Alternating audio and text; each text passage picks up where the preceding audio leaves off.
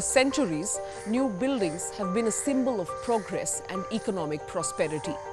But construction today is a major source of waste and environmental degradation. In a resource-strapped world, should we really start every new project from scratch?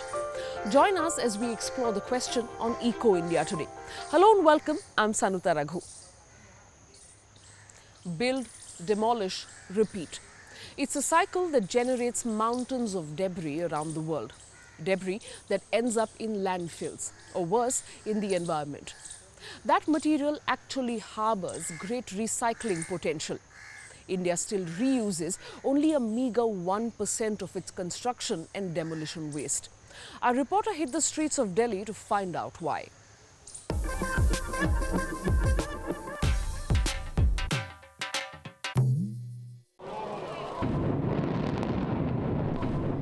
The 100-meter-high Supertech towers in Noida city reduced to rubble in less than 10 seconds.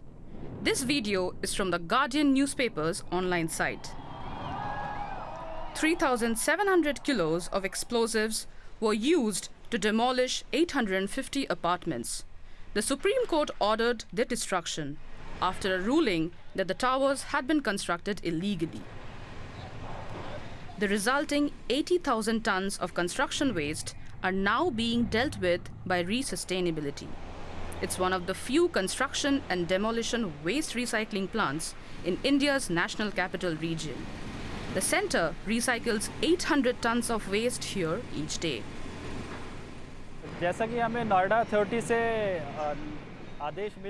We've been commissioned by the Noida Authority to process 28,000 tons of waste from the Twin Tower demolitions. After processing it, we will sell the aggregates in tile form on the open market. These won't be turned into new apartments like in a proper circular economy, but they can be used for paving roads and footpaths. Every day, several trucks transport rubble from the demolition site to the recycling center. The rubble includes concrete, cement, asphalt, wood, and plastic. First, the wood and plastic are separated out by hand. Then, the machines move in. This is our vibrator screen. After the material gets crushed, this machine segregates the materials based on their sizes like 5, 10, 30, and 40 millimeters. India's construction sector generates around 150 million tons of waste each year. Yet, just 1% of it is processed and reused, with disastrous consequences for the environment. It disrupts the environmental chain in these eco-sensitive zones very often through either groundwater or when it is improperly disposed of through air pollution. The second component is the impact it has on increasing the disastrous effect of climate-linked disasters. A lot of this is very often dumped in low-lying areas and floodplains. What this does is it clogs waterways, it disrupts the usual channel of water evacuation, and therefore it increases the severity of floods, of cyclones, of natural disasters. Just under a third of the solid waste produced in India's urban areas comes from the construction industry. Building and demolition waste like this is often dumped illegally. That's what this group of volunteers is looking for on a walkabout through Delhi's Mehrauli neighborhood. The Hindi word for such waste is malba. If you're walking along the periphery, there's a lot of malba there. Volunteers from the Malba project photograph the piles of waste and send the images to the authorities to request its proper disposal. The city boasts 200 collection points and 5 recycling centers for such waste. All these sites are marked on a digital map created by the Malba team. They're marked with blue and green points. Specific for that. And in red, we have the illegal dumping points for Malba. And these were what the residents would send to us. So they would click photos of Malba which was maybe dumped outside their house. We told people that if you see illegally dumped Malba in your neighborhood, please report it to us so that we can put it on the map so that at least we can take it to the MCD and sort of make a very strong case that, hey, this needs to be cleaned up. And then it is up to the Municipal Corporation of Delhi, the MCD, to take care of it. Back in 2016, the Federal Environment Ministry ruled such waste must be collected and processed. The MCD has introduced fines for illegal dumping for residents and non-residents. It also offers financial incentives to encourage recycling. Whenever anybody constructs the house, so we have started taking charges for management of the C&D waste, and with the condition that if you will give me the receipt that we have sent this C&D waste to the authorized facility, then we will return that money, and it's a huge money, not very small money. One can do this thing. Even then, the output, you can say the success is very poor. Although there are 100 collection points spread across the whole city, most construction companies take the easier route and dump illegally. They employ informal waste collectors to do their dirty work at night to avoid being seen. The risky work is barely even recompensed. They're business-minded people. They want to save money, they want to make money, they're making their ends meet. And illegal dumping does not make economic sense for them. They would rather sell their Malba to someone who would use it for like backfilling. Only when they're not able to find that place to dump is when, out of desperation, because they have to do a certain number of trips per day, to meet their financial targets, to break even. There is still no end-to-end demolition, collection and transportation system for construction waste recycling here. Yet, that's essential for a proper circular economy. There's a long road ahead. And so, the Malba project volunteers look certain to have their work cut out for a good while yet. From the outset, most new buildings are not conceived with sustainability in mind. Now, there are growing calls for the construction industry to adopt a more circular model and to take its cue from nature, where there's no such thing as waste. These German buildings don't only look modern, but they might also pave the way to a circular future. They're built according to the cradle-to-cradle concept. The idea is to replace our cradle-to-grave economy, where we take, make, and waste, with a circular one, where the products are designed in a way that its materials can be reused over and over again. Nora Sophie Griefan is the founder of the Cradle to Cradle Lab. It's an NGO dedicated to spreading circular regenerative design thinking across industries, politicians, and designers. Welcome to the Cradle to Cradle Lab. You can come in here. We start here, you see like from the lamps that you can see, it's from a mushroom material, totally for biological cycles.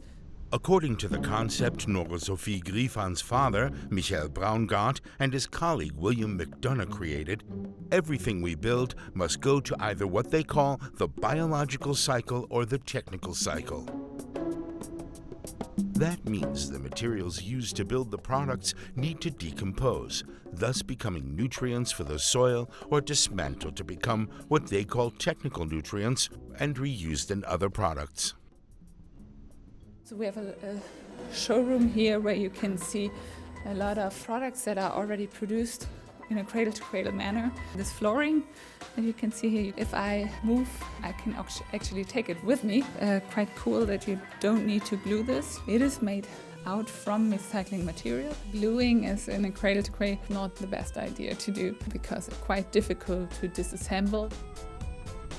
The lab uses these carpets that are totally made of recycled fibers. And it's not glued, and you can bring it back to the company and they can recycle it and make a totally new carpet out of it. Nora Sophie Griefan argues that there are a lot of natural alternatives to most of our commonly used toxic products. This material, it's quite interesting because it's like a material that you can just take from the sea and use it, and you don't need actually to change it a lot. So-called Neptune balls are basically dead seagrass that could be collected on shores and used as a high-quality insulation material. All these examples seem perfect and relatively easy to implement. But we need to change the way we have built our homes and products for the past decades. 50 years ago, we knew that there are negative environmental consequences if we have certain building habits. So in the beginning, we had felt that we require new knowledges to be able to build appropriately. But right now, we have a different problem. Professor Anupama Kundu is an award-winning architect, mostly known for her sustainable projects like these ones. When standardization is being imposed, then we must have courage to question the limits of standardization. And the construction sector is especially standardized and rigorously conservative. Some practices haven't changed in centuries. Take concrete, for example. It's the second most used material in the world, only after water. If it was a country, it would have been the world's third largest carbon polluter, after China and the US. Last year, we produced 4.4 billion metric tons of concrete. According to the UN's projections, at this rate, we would be producing enough concrete to build the entire city of Paris every week for the next 40 years. That is a lot of concrete. And for several reasons, this material is not widely recycled. A big one is standardized bad practices, says Marcel Ozer, a circular engineer focused on cradle-to-cradle applications in the construction sector. If you use a gypsum plaster on a concrete wall, it's white, it looks good, so it fulfills the purpose. But I reduce the quality of the concrete by not being able to reuse it later. So gypsum plaster makes the concrete unrecyclable, but a similar-looking silicate-based plaster doesn't affect the reusability of the concrete. Or let's look at steel, a universally used material in construction that could have an infinite life cycle. Just the simple decision to use bolted connections rather than welded joints would allow the structure to be dismantled, making it easier to reuse the materials. It's all about designing smarter. While these individual solutions are amazingly easy to implement, unfortunately, they alone will not be enough to make the construction sector environmentally friendly, says Nora Sophie Griffan. So we need the market, we need the politicians, and we need the society to go for these ideas. And I think we are already in a stage where our society sees that we need to do something different. So Cradle to Cradle can show the solutions how this is actually possible. Cradle to Cradle is not a miraculous idea. It's just a guide for us to think and build in cycles, just like nature does. When it comes to prestige projects, developers like to start with a clean slate. But if a single new structure already impacts the environment, the construction of an entire city is a whole different dimension. Indonesia is pushing ahead with an ambitious plan to relocate its capital from flood-prone Jakarta. Our reporter wanted to know, is that really a good move? Home to over 10 million people, Indonesia's capital Jakarta has a problem. The city is sinking by around 25 centimetres every year. Some scientists predict that the metropolis will be completely submerged by 2050. That's why the government is creating a new capital from scratch. Nusantara is being built on the nearby island of Borneo. Futuristic-looking buildings, powered by renewable energy, are now under construction. If the implementation is so poor, rather than being a model city for Southeast Asia, it's going to be a disaster. The idea of moving the capital was first proposed in the 1980s during the Suharto dictatorship. But it was only in 2019 that President Joko Widodo approved the $33 billion construction of a new capital on the east coast of Borneo. The capital is not just a symbol or just the nation's identity, but also a representation of the nation's progress. This is for economic justice and equality, for the vision of an advanced Indonesia. With the move, the president wants to boost development in regions that have been economically left behind. Nusantara, which will be roughly twice the size of New York City, will cover over 2,500 square kilometres in the province of East Kalimantan. The area is currently covered in eucalyptus plantations. The government says no protected forest will be touched. According to the plan, Nusantara will be a green, hyper-connected digital utopia in the middle of a lush landscape. It'll be fueled entirely by renewable sources, have highly accessible public transportation, and 75% of it will be covered in green space. It's a massive undertaking. Indonesia has never shied away from expressing its hunger for modernization and industrialization. It has been taking a very pragmatic approach to achieving its dream of leapfrogging toward a high-income country. More than half of Indonesia's GDP comes from Java Island, where Jakarta is located.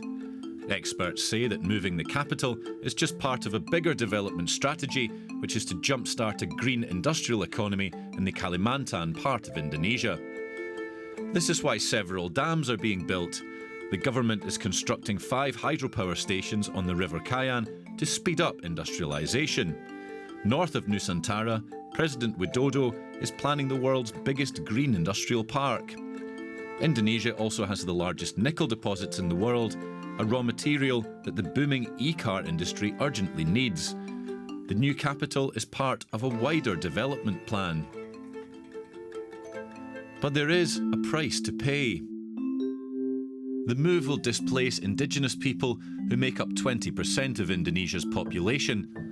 At least 20,000 people from 21 indigenous groups are at risk. Property prices are already surging in nearby Balikpapan, and indigenous residents are angry. They bring their rules from Jakarta, but these rules don't fit here. We are being offered just a fraction per square meter of the price of land in the new capital area. If we sell, where can we buy land again? Anywhere around here is impossible. They are slowly driving us out. Borneo is also home to many endangered species, including the proboscis monkey, Bornean gibbon, and Sunda pangolin. The Bornean orangutan in particular has faced a huge decrease in population and will be severely affected by the construction work. The bay will be like a transportation gate to the capital area, right? It's the water gate to the capital area. And at the same time, it is where all of those protected species are there.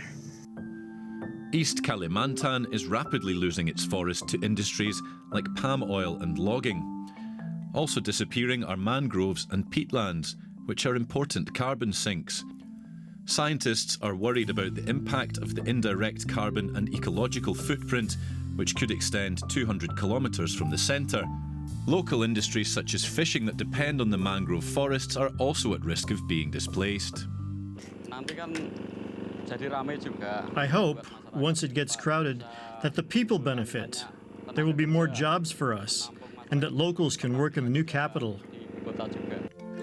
Nusantara's green plans look great on paper, but there are problems looming. Capital is actually sitting on the hinterland of coal. 4 of Indonesia's 5 biggest coal plants are in East Kalimantan. Much of the energy for building the capital will come from here, which could mean disastrous pollution. It's uncertain how the new capital can be emission-free by 2045 as planned. If you're talking about you're building a green city, you need to address the emission from construction materials as well. Only 11.5% of Indonesia's national energy is renewable. Solar and wind power are planned for Nusantara, but no one knows exactly how it will be implemented. Everything is quite uncertain when it comes to Nusantara, but it will be quite natural to consider the resources they have, like this hydropower and the coal power plants to power the city. The construction of Nusantara has only just begun and is expected to take another 20 years. But the scorecard for cities built from scratch is patchy. Brazil's capital Brasilia ended up notoriously segregated.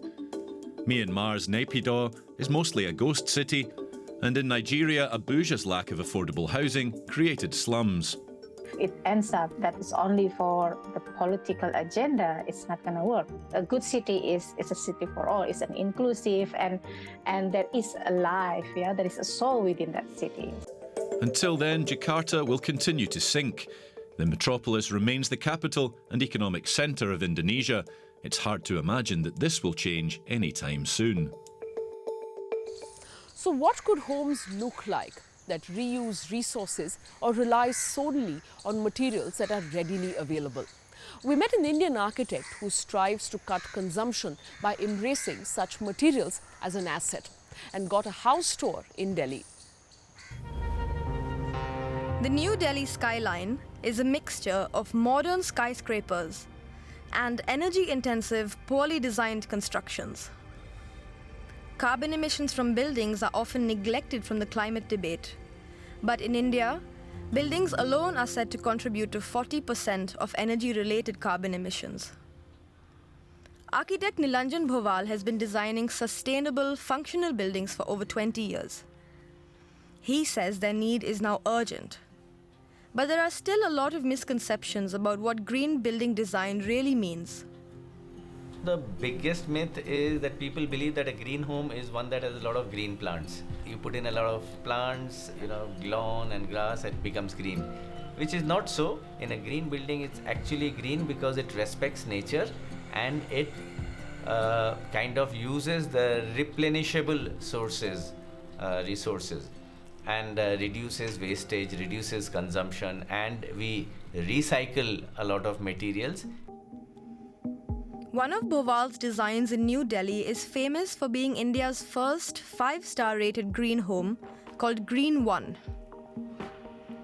The home has been certified by research and policy organization, the Energy and Resources Institute.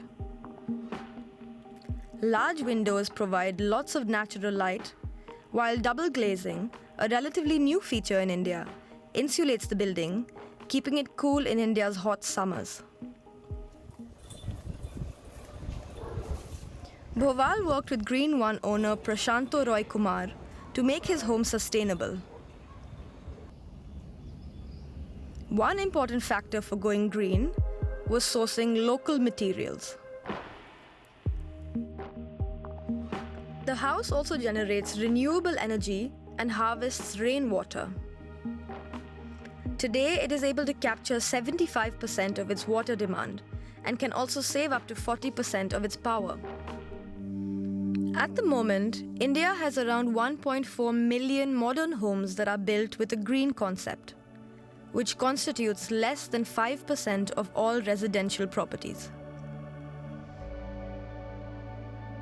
However, this statistic excludes the countless temporary homes and those built by hand in rural India, traditional homes that are often green in their own right.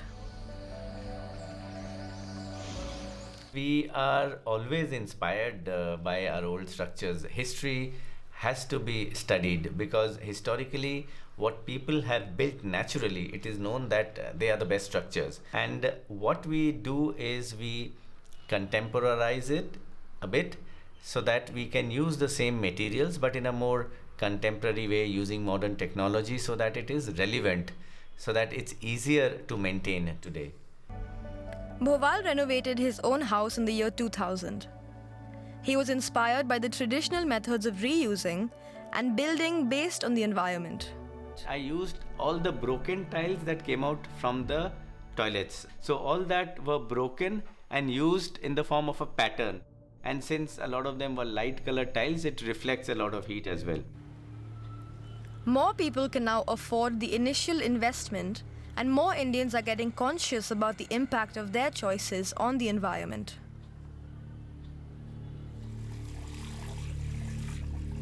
I strongly feel that sustainability has to start from home, and you have to adopt a sustainable lifestyle before you want a sustainable and green building.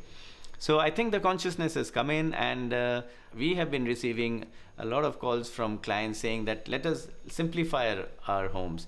Let us keep more open areas, let's reduce the built up area, let's go in for more green measures, let's go and plant more trees, because they help in taking care of pollution as well. As the link between personal choice and the environment becomes clearer, architects like Bhoval hope this need will only continue to grow. Pivoting to building and living in green homes may not be possible for each one of us immediately. But every single step towards sustainability counts. Don't forget that. And tell us how you are going green on ecoindia@dw.com. Until next week, goodbye and thanks for watching.